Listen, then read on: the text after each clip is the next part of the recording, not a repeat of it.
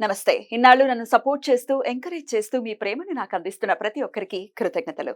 అలాగే ఈ వీడియో కూడా ఖచ్చితంగా మీకు ఉపయోగపడుతుంది. లైక్, షేర్ అండ్ సబ్స్క్రైబ్ చేసి మీ సపోర్ట్‌ని నాకు అందించండి. అలాగే ఈ వీడియో పట్ల మీకున్న అభిప్రాయాన్ని కామెంట్ సెక్షన్‌లో కామెంట్ చేసి తెలియజేయండి. ఇప్పుడు వీడియోని చూద్దాం. నమస్తే. Welcome to our channel. నేను పద్మిని. ప్రస్తుతం మనతో పాటు ప్రముఖ astrologer, tarot card reader and crystal healer Anupama గారు మనతో పాటు ఉన్నారు. మాట్లాడదాం. నమస్తే అనుపమ గారు. నమస్తే అండి. బాగున్నారా? థ్యాంక్ యూ అండి. ఫైన్. అనుపమ గారు, నక్షత్రాల గురించి మాట్లాడుకుందాము అని చెప్పి మనం ఆల్రెడీ ఆఫ్లైన్ డిస్కస్ చేసుకోవడం జరిగింది. అయితే నాకు ఫ్రీక్వెంట్ గా మీ నుంచి వినపడేటటువంటి మాట, నక్షత్ర క్లాసెస్ అనేవి నేను కండక్ట్ చేస్తూ ఉంటానండి. షూట్స్ కి ఎప్పుడు ప్లాన్ చేద్దాము అన్నప్పుడు నేను ఎక్కువగా వింటూ ఉంటాను. ఏంటండి నక్షత్ర క్లాసెస్ ఎలా తీసుకుంటూ ఉంటారు? జనరలీ నేను క్లాసెస్ నేర్పుతానండి. నక్షత్ర క్లాసెస్ అవుతున్నాయి ఇప్పుడు. ఎవ్రీ సాటర్డే నేను టీచ్ చేస్తాను అనమాట. ఎన్ని సెషన్స్ ఉంటాయి? ప్రజెంట్ ప్లాన్ చేసిన సెషన్స్ అయితే 24, కానీ నేను డెలివర్ చేసే కంటెంట్ ఇంకెక్కువ ఉంటుంది కాబట్టి 30 సెషన్స్ అయ్యే ఛాన్సెస్ ఉంటాయి. వీక్లీ వన్స్ ఉంటుంది. 2 hours క్లాసెస్ ఉంటాయి. ఏ టైంలో? మధ్యాహ్నం 3:30 నుంచి 5:30 వరకు ఉంటుంది. అండ్ ఇంగ్లీష్ అండ్ తెలుగులో నేను కండక్ట్ చేస్తూ ఉంటాను జనరల్ గా. So far it is going well. Beautiful. మరి నక్షత్ర క్లాసెస్ లో మరి మీరు కూడా పార్టిసిపేట్ చేసి తెలుసుకోవాలి, సబ్జెక్ట్ నేర్చుకోవాలి అని అనుకుంటే అనుపమ గారికి కాల్ చేసి డెఫినెట్ గా డీటెయిల్స్ ని అడిగి తెలుసుకోవచ్చు. రైట్. సో నక్షత్ర అని ఎలాగో మనం స్టార్ట్ చేసాం కాబట్టి కొన్ని నక్షత్రాల గురించి మాట్లాడుకుందాం అని అనుకున్నాం. స్టార్ట్ చేద్దామా సిరీస్? డెఫినెట్లీ అండి. నక్షత్రాల గురించి చెప్తున్నారు అనుపమ గారు. కృతికా నక్షత్రం గురించి చాలా వివరంగా తెలియజేశారు. అయితే కేటగిరీ వైజ్ కూడా చెప్తూ ఉన్నారు కదా నక్షత్రాలు. మిశ్ర నక్షత్రం లిస్ట్ లోకి కృతికాని ఫస్ట్ చెప్పారు. నెక్స్ట్ ఏ కేటగిరీకి సంబంధించిన నక్షత్రం చెప్తున్నారు, ఏ నక్షత్రం గురించి చెప్తున్నారు? తీక్షణ నక్షత్రం గురించి తెలుసుకుందామండి. అశ్లేష గురించి. ఆశ్లేష, అమ్మబాబాయ్. ఆశ్లేష అంటే 2 sides ఉంటుంది దీనికి, ఈ నక్షత్రానికి. పాజిటివ్ సైడ్ వాడుకుంటే చాలా హైట్స్ కి వెళ్తారు. నెగటివ్ సైడ్ వెళ్తే వెరీ డిస్ట్రక్టివ్, చాలా డిస్ట్రక్షన్ కాజ్ చేసే నక్షత్రం అన్నమాట. అశ్లేషకి ఉన్న శక్తి ఏంటి అంటే విష అశ్లేషణ శక్తి. అంటే ఎదుటివారిని గనక పాడు చేయాలి, డిస్ట్రాయ్ చేయాలి అంటే పాయిజన్ లాంటి సిచ్యువేషన్స్ క్రియేట్ చేసి, అంటే స్పెసిఫిక్ గా పాయిజనే ఇవ్వక్కర్లేదు, అలాంటి వాతావరణం ఒకటి క్రియేట్ చేసి ఎదుటి వారిని డిస్ట్రాయ్ చేసే ఒక ఎనర్జీ ఆశ్లేష వాళ్ళకు ఉంటుందన్నమాట. మనకి ఇండిపెండెంట్ చార్ట్ ప్రకారం చూసుకుంటే మనకి స్వాతంత్రం వచ్చింది కూడా అశ్లేష నక్షత్రంలోనే వచ్చింది మనకి. ఓకే. పండిట్ నెహ్రూ మన ఫస్ట్ ప్రైమ్ మినిస్టర్ అశ్లేష నక్షత్ర. Indira Gandhi was prime minister. So కొంతమంది పాలిటీషియన్స్, ఇప్పుడు కరెంట్ ఉన్న పాలిటీషియన్స్ కూడా ఉన్నారు అశ్లేష నక్షత్రం వాళ్ళు. సో వీళ్ళ నేచర్ ఏంటి అంటే, నేచర్కి వెళ్ళేదానికంటే ముందు ఫస్ట్ మనకి రూలింగ్ ప్లానెట్ ఏంటి, డైటీస్ ఎవరు అది తెలుసుకుందాం. రూలింగ్ ప్లానెట్ వచ్చేసి మనకి బుధుడు అయిపోతాడు అనమాట. బుధ నక్షత్రం అయిపోతుంది. అండ్ డైటీ వచ్చేసి మనకి నాగాస్ అన్నమాట. మనకి సర్పదేవతలు అని చెప్పేసి ఏదైతే ఆ కంప్లీట్ నాగ కులానికి సంబంధించిన స్పీషీస్ ఏవైతే ఉంటాయో అది మొత్తం రూలింగ్ ఆశ్లేష. అంటే వీళ్ళ నేచర్ మొత్తం కూడా ఒక సర్పెంట్, ఒక పాము లాంటి నేచర్ ఉంటుందన్నమాట వీళ్ళ నేచర్. ఓకే. అండ్ చాలా క్లెవర్ ఉంటారు, చాలా కన్నింగ్ ఉంటారు, క్లెవర్ కన్నింగ్ ఉంటారు. ఇండిపెండెంట్ థాట్ ప్రాసెస్ ఉంటుంది. భయభక్తులు కనబడవు, అంటే లోపల ఉంటాయి భయభక్తులు ఉంటాయి కానీ అవి బయటికి కనబడవు, ఎక్స్పోజ్ చేయరు. ఎందుకంటే అది వాళ్ళకి ఎక్స్పోజ్ చేస్తే అది వాళ్ళ వీక్నెస్ అయిపోతుంది అనమాట. ఎదుటి వారు ఎక్స్ప్లాయిట్ చేస్తారనే భయం ఉంటుంది. అండ్ వాళ్ళు తగ్గిపోయామన్న ఫీలింగ్ వెళ్తారా? తగ్గిపోయినట్టు మనకు కనిపిస్తుంది కానీ తగ్గరు. కానీ ఇట్లా ఒకవేళ భయపడ్డాం అనేది కనపడితే నేను తగ్గిపోయానేమో అనుకుంటున్నాను. ఇన్ఫీరియారిటీ కాంప్లెక్స్ ఉంటది. ఇన్ఫీరియారిటీ కాంప్లెక్స్ ఉంటది, ఇన్సెక్యూరిటీస్ ఎక్కువ ఉంటాయి వీళ్ళకి. ఎందుకంటే ఇప్పుడు పాముకి ఫిజికల్ స్ట్రెంగ్త్ ఉండదు, బుసగొడుతుంది. మైండ్ తోటి గేమ్స్ ఆడుతూ ఉంటది. సో అదే మనం ఇప్పుడు ఒక సింహాన్ని చూసాం అనుకోండి, మనం అంత భయపడము ఒక్కసారి చూసిన వెంటనే. కానీ అదే పాముని చూస్తే మనం భయపడతాం, ఇమ్మీడియట్ గా మనం రియాక్ట్ అవుతాం. ఎందుకంటే అది ఏం చేస్తుందో, ఎక్కడ కాటేస్తుందో తెలియకుండా. ఆ కళ్ళల్లో ఉంటది, పాము కళ్ళల్లో ఎలాగైతే హిప్నటైజింగ్ చేసే పవర్ ఉంటుందో ఆశ్లేష వాళ్ళ కళ్ళు కూడా అట్లాగే ఉంటాయి, హిప్నటైజ్ చేసేలాగే ఉంటాయి అన్నమాట వాళ్ళ కళ్ళు.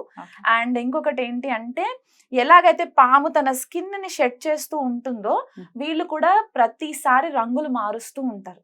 ఆశ్లేష వాళ్ళు. వాళ్ళకి కావాల్సింది చేజెక్కించుకునేంత వరకు వాళ్ళు వదిలిపెట్టారు అనమాట. సో సిచ్యువేషన్ ని బట్టి వాళ్ళు ఊసురు వెళ్ళిలాగా మారిపోయే ఛాన్సెస్ కూడా మనకు కనబడుతూ ఉంటాయి. డిసెప్షన్ నేచర్ ఎక్కువ ఉంటది.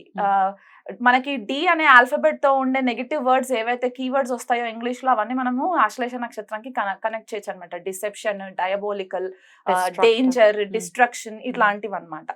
సో మ్యానిపులేటివ్ ఉంటారు, చాలా మ్యానిపులేటివ్ ఉంటారు. అంటే మన దగ్గర మీ దగ్గర ఒక మాట మాట్లాడతారు, నా దగ్గరకు వచ్చి ఇంకో మాట మాట్లాడతారు. ముఖాముఖి పరిచయంలో ఉండకపోయినా మనకి హేట్రెడ్ క్రియేట్ అయిపోతుంది. అల్టిమేట్లీ వాళ్ళ గోల్ ఏంటి అని అంటే వాళ్ళకి కావాల్సింది మీ దగ్గర నుంచి రాబట్టుకోవాలి, లేకపోతే అవతల వాళ్ళ దగ్గర నుంచి రాబట్టుకోవాలి. ఈ నేచర్ వాళ్ళకి ఎక్కువ ఉంటుంది అనమాట. సో ఈ నేచర్ ఉండడం వల్ల వాళ్ళు ఏమవుతుందంటే రిలేషన్షిప్స్ పాడైపోతూ ఉంటాయి. వీళ్ళు ఎవరితో లాయల్గా ఉండరు, అండ్ ఫ్యామిలీ తోటి అయితే అసలే లాయల్గా ఉండరు.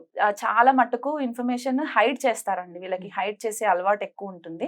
ట్రస్ట్ చేయరు, ఎవరిని అంత ఈజీగా ట్రస్ట్ చేయరు అనమాట. అబ్బాయిలైనా అమ్మాయిలైనా మనకి బయట కనిపించేది ఒక నేచర్, బిహైండ్ ద సీన్స్ ఉండేది ఇంకొక నేచర్ ఉంటది అనమాట వీళ్ళకి. సో ఈ నెగిటివ్ సైడ్ మనకి ఎక్కువ కనబడుతూ ఉంటది ఆశ్లేషలో.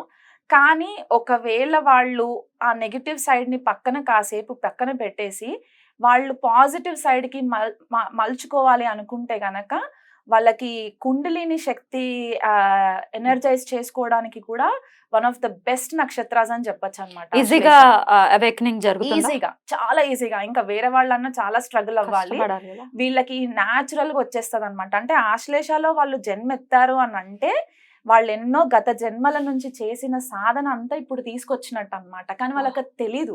ఇనీషియల్ ఒక 35 years వచ్చేంత వరకు వాళ్ళ కెపాసిటీ ఏంటి అనేది వాళ్ళకి తెలియదు అనమాట. సో ఆఫ్టర్ 35 వాళ్ళకి ఇంకా విసుగు పుట్టేస్తుంది. ఆ మ్యానిపులేషన్స్ అంతా చేసి ఆ కర్మిక్ బ్యాగేజెస్ ఏవైతే తెచ్చుకుంటారో అది క్లియర్ అయిపోయిన తర్వాత అప్పుడు వాళ్ళకి సోల్ అవేకనింగ్ అవుతుంది అనమాట. మనకి స్పైన్ భాగంలో ఎక్కడైతే కుండలిని కాయిల్డ్ సర్పెంట్ ఏదైతే ఉంటుందో రెస్ట్ అయ్యి, అది వీళ్ళకి ఆటోమేటిక్ గా అవేకన్ అవుతుంది. ఈజీగా వీళ్ళు సహస్రార చక్ర వరకు హీల్ చేసుకునేంత ఎనర్జీస్ ఉంటాయి వీళ్ళకి. నిజంగా సర్ప్రైజింగ్ వీళ్ళకు ఉంటాయండి. అండ్ చాలా ఇంట్యూటివ్ ఉంటారు, సైకిక్ ఉంటారు, మిస్టిక్ ఉంటారు. అంటే వాళ్ళంత మిస్టిసిజం లోకి డీప్ గా వెళ్ళి రీసెర్చ్ చేసే అంతగా వేరే నక్షత్ర వాళ్ళు ఎవరు చేయరు. ఆ లెవెల్లో ఉంటుంది ఆశ్లేష వాళ్ళకి. వీళ్ళకి కెమికల్స్ అంటే చాలా ఇష్టపడుతూ ఉంటారు, పర్ఫ్యూమ్స్ అంటే చాలా ఇష్టపడుతుంటారు. ఎక్కువ మట్టుకు నాగచెంప ఆయిల్స్ మనకి చూస్తూ ఉంటాం కదా, నాగచెంప లేకపోతే జాస్మిన్, మల్లెపూలు ఇలాంటివి, రోజెస్ ఇలాంటివి చాలా ఎక్కువ ఇష్టపడుతూ ఉంటారు అనమాట. ఆ స్మెల్ కానీ వాళ్ళకి అది చాలా బాగుంటుంది. సెడక్టివ్ ఉంటారండి చాలా. కొన్నిసార్లు వాళ్ళకి అలవాటు కావాలి ఎవరన్నా అంటే కూడా కొద్దిగా టాక్టిక్స్ అవి ప్లే చేస్తూ ఉంటారు అనమాట. వీళ్ళు హిప్నోటైజ్ చేస్తారు చాలా మట్టికి.